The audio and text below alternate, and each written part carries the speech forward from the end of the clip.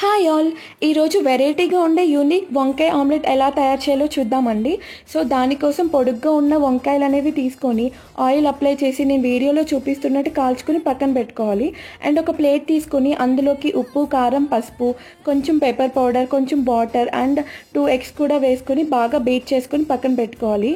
And ఇప్పుడు చల్లగా అయిన వంకాయలు ఉన్నాయి కదండి, వాటిపైన ఉన్న కాలిపోయిన పొట్టంతా కూడా తీసేసి నేను వీడియోలో చూపిస్తున్నట్టు ఫోర్క్ తోటి ఒక ఇలా షేప్ వచ్చేలాగా మనము ప్రెస్ చేసుకోవాలన్నమాట.